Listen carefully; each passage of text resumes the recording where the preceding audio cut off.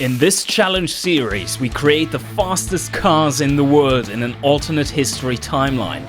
What could have been if the Duesenberg family had continued their crazy legacy? Will we be able to continue in their footsteps and manage to break all top speed records while remaining profitable as a company? Let's find out in Automation, the Car Company Tycoon game. For more info about this challenge and the series, make sure to check out the description box below. And now let's get into it. Hey guys, this is Kirob speaking, and today we are back in the fastest car of the world challenge. And today's car design coming up is in 1975. And let's take a look at the stats for this one. We are required to have a top speed model of 325 kilometers an hour, which is translated to 202 miles per hour. And the minimum speed for any kind of train we are making will be 281 kilometers an hour or 175 miles per hour. And the real-life competition back in the day was the Ferrari GT4 Daytona with a whopping 339 horsepower. I think we shall surpass that pretty easily. Also, we just engineered our previous car, which will be coming out before the Gazmian market opens. And that is one of the two significant things that are going to happen in this episode. And the other one, which is maybe not in this episode, no, in the next one. So I have to keep track of that. The next one is very important because there is the leaded fuel ban coming up in Florina, and that will be in 1978. So at that point, we won't be able to sell any of these cars anymore because they are all running on leaded fuel. So that's a bummer, but at that point we have Gazmia opened. So don't forget to open your cars, like I probably won't forget it. Don't forget to open your cars to be delivered to Gazmia, otherwise you will see a drop in sales to 0 because you can't sell your cars anymore.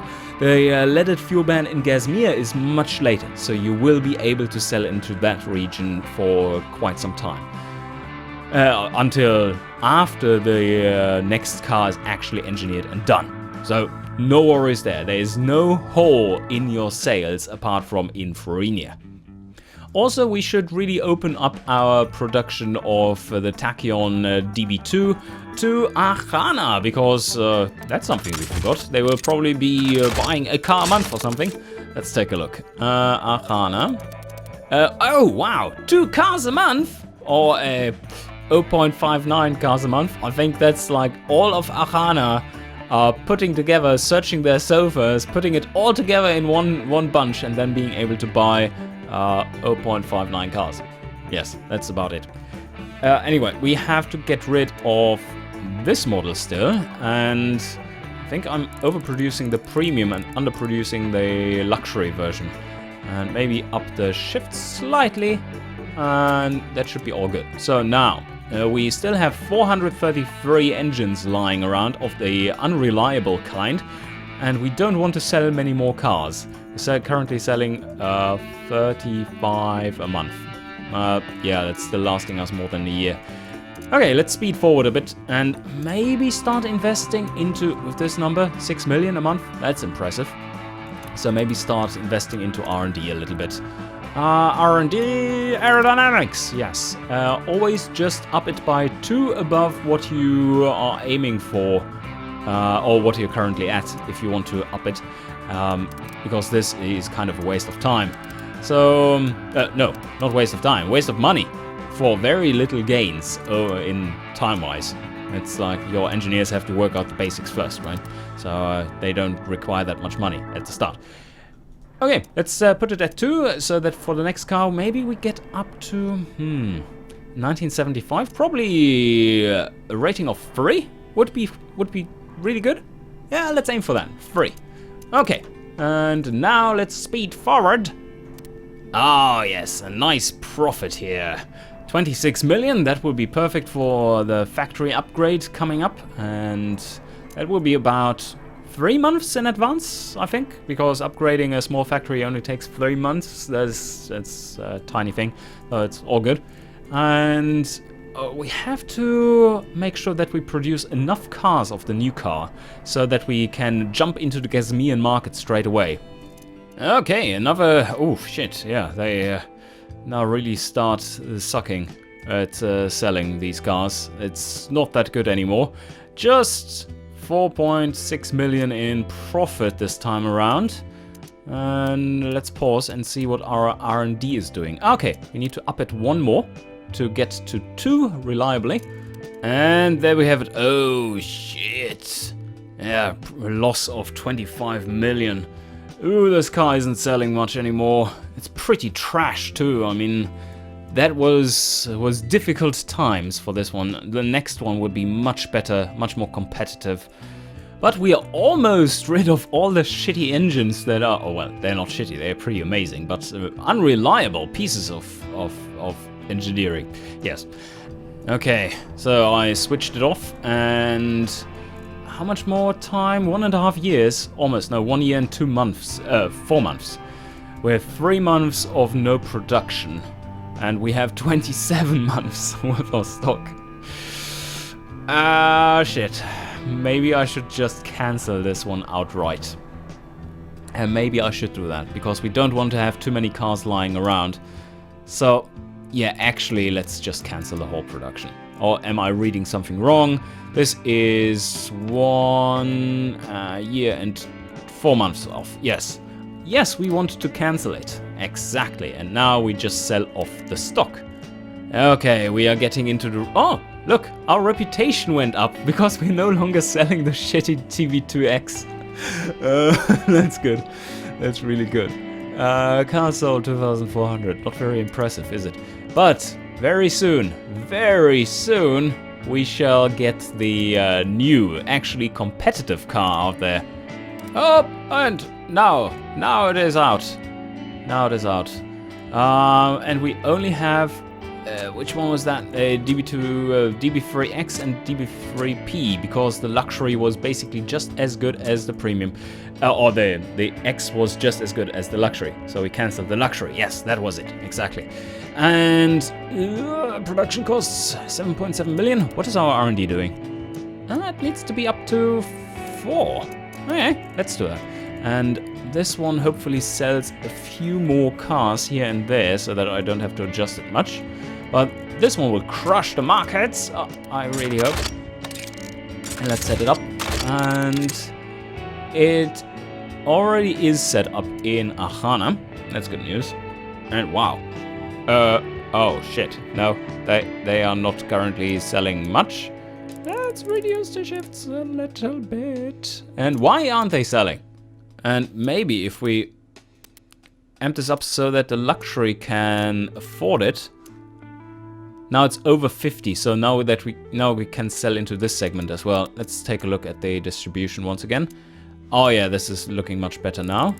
Yes. Oh yes, not many sales. Well, the market overall is... Oh, that doesn't help, does it? The economy... Oh, shit! Oh, that doesn't look good. That really doesn't look good. So what do we do here? We lowered production already.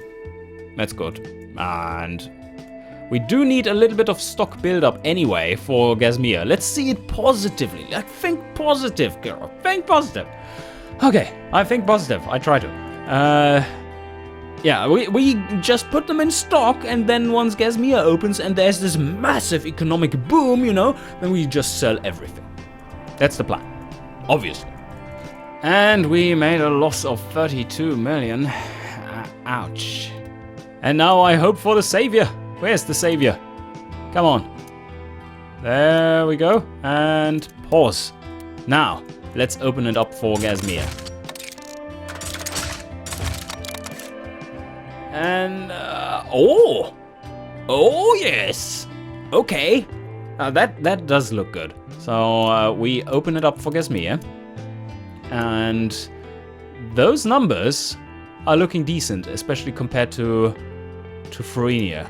nice complementary numbers. They don't like the supercars quite as much, but they do quite enjoy the premiums. And bam, yes, as expected. And now we can lower. Or should we continue? We can get to 4 million a month.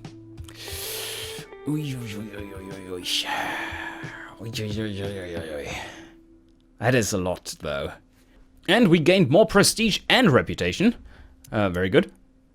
Also in Gazmir we still don't have much reputation. So we will be selling even more over there as soon as we have it. We can... Do we need to change anything? Nope, let's go. But now slowly our factory is actually not keeping up with demand anymore. Stock months are dwindling, which is a really nice thing. 7.8 million a month. Yeah, I think that was a good decision to go for the next level here. We are going to break 4 and then set it back so that we only have 4. And that will be just 2 million a month to for upkeep of the same level. And 4 in aerodynamics will help us quite a bit in production units and just engineering time in general. Oh yeah, it's flattening out, so it's not too bad. And we lost a little bit of prestige as new competitors have been coming out. But overall, 27 millions of profits. That sounds good to me, especially considering how much R&D we are doing currently. And there we go, taxes paid, 30 million in profits again. Yeah, that is more than enough for the next car overall. And I don't think that one will be all too expensive just yet, but we need to make sure that that one will be a little bit more of a mass market product, especially the like lower versions of it. And because this is the last time the numbers are reasonable, let's say, or somewhat reasonable. They stagnated now for the last part of the challenge. It was 280 and now 281 kilometers an hour, and 281 kilometers an hour 10 years later makes a massive difference, as in it's much easier. So we should be able to design something quite reasonable for a luxury slash sports car that actually gets to that minimum top speed without too much of a problem. And another year has passed, 34 million in profit. And let's get rid of this one because it doesn't sell anymore. 294 cars. Who wants one? Hands up, who wants one? Would be nice, right? Would be nice. Let's sell for scrap. There we go. 2 million. Ah, yes, nice profit. Pays for 1 month of maintaining your research. Scrap. Alright, and we are almost there. Whew, okay, sales have been good. Research is on the point. And how much profits do we make now? 32 million almost. So we pause here. And yeah, let's get into designing a new car. A new Challenger. Let me remind you that you should, if you haven't done so already, design your new car now. The one I'm going to design now. Do it now so that you don't get inspired, not expired, inspired by the awesomeness that is German engineering. Okay, 1975. What do we have? Do you see this? We have this one. Oh, awesome! Awesome! Look, no, it's not that good. Has a good. This one is better. This one's worse, of course. Oh, we could make a convertible version. Well, that's an idea. But these are too small though, and they don't fit large engines either. But they are nice and tiny. We could use this one. Oh yes, this is a fast one. This is a fast one. Has cargo volume of 0. We don't care. Otherwise, you can use this one. If you need a massive engine, you could sure use this one. But then you have to push a lot of power. What is the design of this? 1974. All right, 1974. Let's see if we can fit a decent-sized engine in this one. I would like to stay with V12s just to get the familiarity up for future cars. So it may even be better if we go for the luxury segment and we make a luxury car that's just like ultra-fast instead, and not really a supercar per se. And then this body would be fitting. 5-door. Yeah, sure, the 5-door. No, we would be using the 2-door in that case. But this sure looks like a better option for now. So let's see if we can fit something in there. Mid-longitudinal or mid-transverse? That is the question. I don't know. I don't see the chassis, how the layout is. Let's take a look here. That doesn't look very large. Ah, damn it. That really doesn't look very large. This engine bay might be too tiny. Rear suspension, even if we open it up a little bit. Ugh. No. This might be bad. We get our nice color and rear wheel drive, and now let's see what kind of engine fits in there. Damn it. Nope, not going to happen. Not going to happen. Well, but this might be just a problem of it being longitudinal. So let's try transverse. And let's go for McPherson strut instead, because that is slightly wider. And let's see. Oh, okay, now we're talking. Let's see how... that's not large, though. That's really not large. We can't be... Can we get that much power out of it? I really doubt it. So we might need to go for a V8 instead. In this configuration. Can't stroke it that much, Gerard. That's suicide. Ah, this does fit a large engine, though. 4 liters? Yeah, 4 liter V8. Okay. That might be enough for the 280 kilometers an hour car. But then again, I don't want to build separate factories once again. Seems like suicide. So yeah, I'm not so sure about all this. This doesn't seem right. This doesn't seem right. And this one is nice and small. Yes, remove all fixtures. This one is nice and small and has a really small-ish effective area. And this one has a much larger engine bay, has a much larger footprint, which is great for prestige and luxury vehicles. So maybe we want to go that route instead. Let's see what it fits, what this kind of car fits as an engine. We go for front longitudinal in this case, monocoque of course, double wishbone. Full alloy. Alright, 850 kilojoules a second. That should be enough. And now let's see what... Oh, engine? No longer any trouble. Oh, no, there is. What? It can't fit that? What the hell? Are you sure? Are you sure, mate? That doesn't... Oh no, the engine bay actually isn't very large. Uh-oh, we're running into trouble. But maybe it's large enough.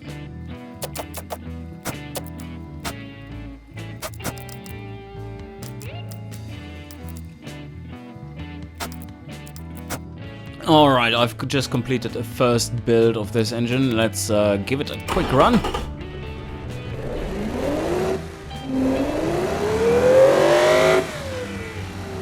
It does sound correct, as if it's not struggling too much. And indeed, we are only straining the pistons a little bit too much. What did we choose here? Forged. Alright. Yep. Well, not too bad. And the reliability is reasonable still. But just 450 horse. That might not be enough for this thing. And we would have to rev significantly higher if we want to... 91 fuel. This hurts. 480 horsepower. It is a very simple engine though, but let's see how quick this car gets with it. Yeah, that isn't enough. That isn't enough. Okay, crazy idea, didn't quite work out. We do have turbos though, so in case we want to make something really crazy, we can.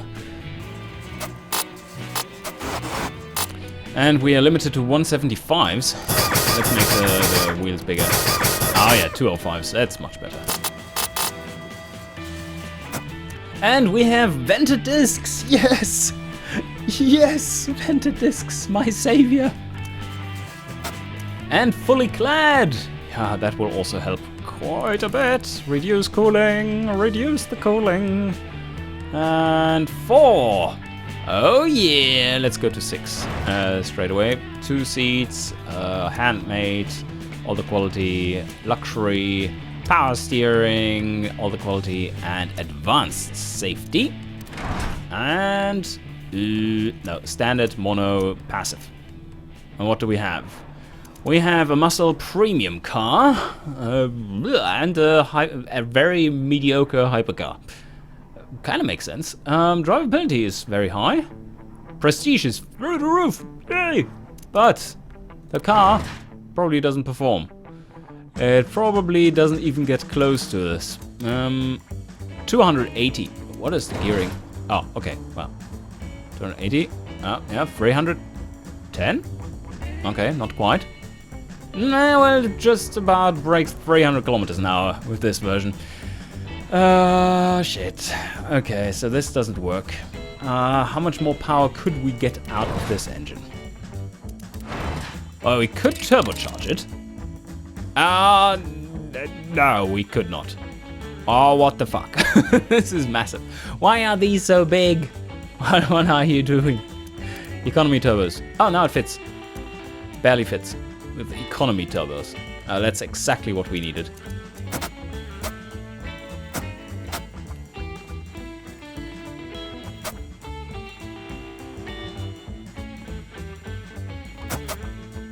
Okay, 577 horsepower. And I think I need to open up the exhaust. 580 horsepower. Alright. 580 on this engine design. We have lots of troubles, as you can see. Reduce timing. Yeah, okay, now it's not knocking. 586 even. Yep, nice turbo engine. So, how does it perform in here though? Do we push more top speed? Oh yes. Oh yes, 320 kilometers an hour.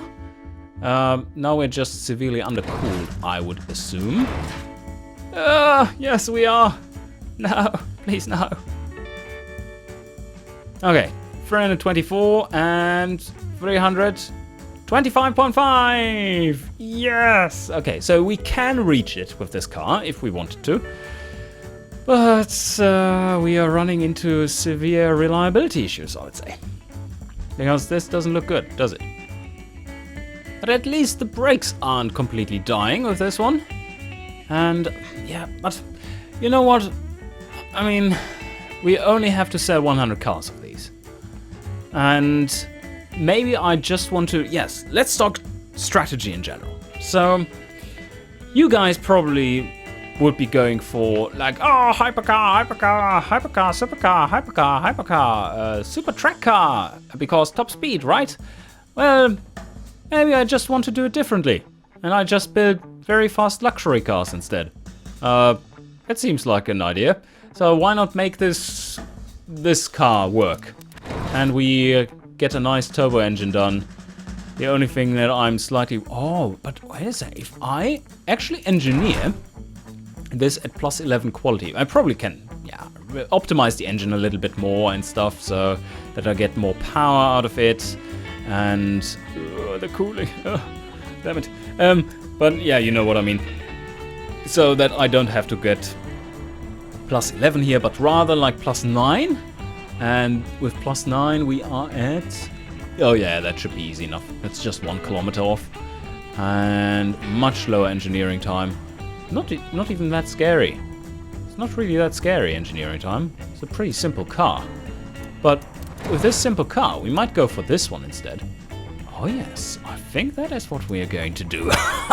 My master plan is coming to fruition. Or to fruition. And then what we can do is make this into a superior luxury car, because now Gasmir is open as well, and they don't really like super and hypercars, do they?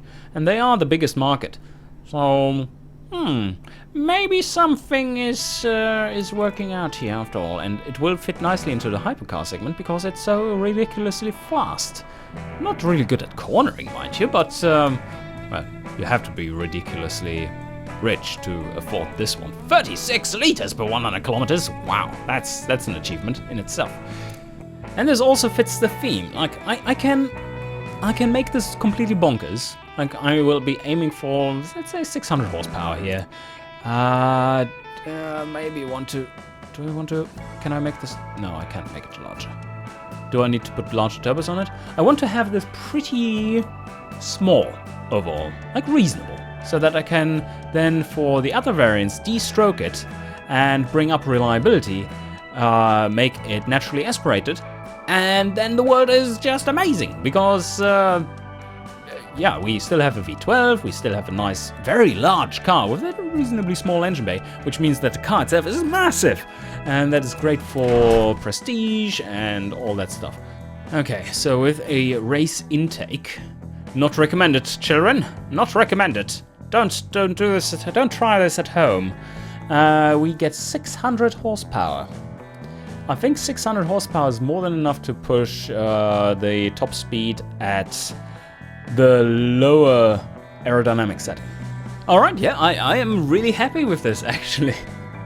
This car specifically isn't very impressive. I know. It is not very impressive, because it's kind of shit in every regard, apart from luxury and prestige. But we only need 100 of them, and then we have a basis for a car which only does 280 kilometers an hour, which is just amazing, and it will sell as a luxury car like sliced bread in Germany. I mean, think of it. Isn't that amazing? Okay. So this is the DB4X, and with a nice V12, 600 horsepower. So we get all the familiarity for V12s for the future. Engineering time is very high. Yes, engineering time is very high. But we have our specialized engineer, after all. So that's hopefully good enough. And now we need to make the version which actually is going to sell, or two versions which actually are going to sell. Alright, so the biggest change obviously will be the engine, and let me make one that is slightly less ridiculous. We don't need all the cam profile. Probably go for cam 70, and we do still need the same setup here, but standard intake instead. We're still running regular fuel and stuff, but no turbo means the AFR can go down quite significantly. Then we probably can rev it to the same amount, because we are going to de-stroke it. And let's see for the turbo, naturally aspirated. Oh, that's not much power though. Is this 395? Yeah, looks like it. That's still good enough. Yeah, it's good enough. 400 horsepower should be good enough for 280. And we have plenty more of compression to go for. 450 horsepower? At 75? Yes, the headers. Yeah, we need to change those. Oh, yes. And now we can de-stroke you. Maybe 5 liter. Maybe even smaller. Ah, there. That is where the reliability kicks in. So 424 horsepower. That might be enough. That just might be enough. Let's check though. Can give it a little bit more compression too. And no turbo, the fuel mixture stuff is all good. We don't need more power than this. And the warnings are all in the green. And yeah, the exhaust diameter needs to shrink. Okay. So let's see what we get here. And yeah, well, first of all, the estimated top speed is still 295. Well, that's high. Now let's see. And there we go. 282. Oh. Aha, you see. That is something that worked. But now I need to lower this. 290. We can make it smaller if we wanted to. And the wheel spin is going down. Look at what value drivability has right now. And prestige is very high. And everything is just beautiful. And we no longer need slick tires, I hope. No, we don't. Exactly. Sports compound is perfectly fine. And we overcool the engine. What a difference. Okay, let's put it back to where it should be. And we are still too fast. Yes, alright. We can work on that. We can easily work on that. And no, they don't quite like that too much. It's not linear enough, they think.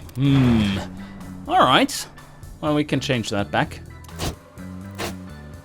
Or actually just cut off a little bit at the top, if they really like that better. Let's see. Oh yeah, that's pretty good. Very straight power delivery here. And now we just need to put more.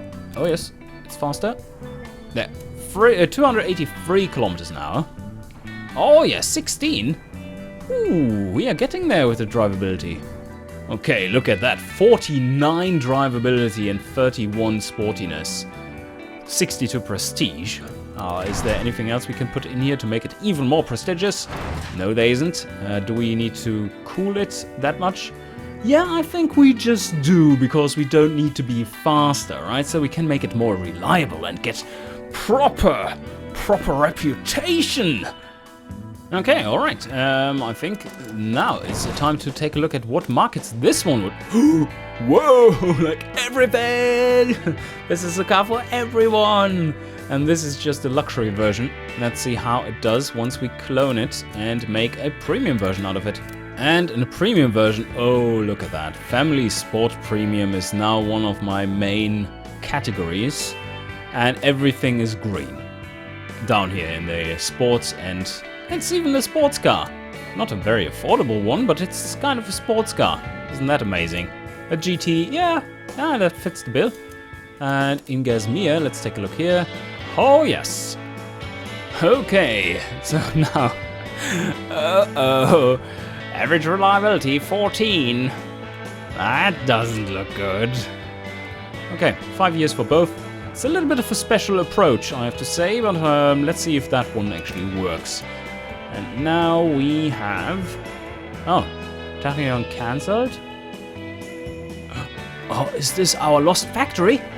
That's it. The one in production needs to be assigned. And which one is this? Oh yes, look at that. Look at that. It reappeared. It actually reappeared. I didn't think that would happen. So our lost factory is back again.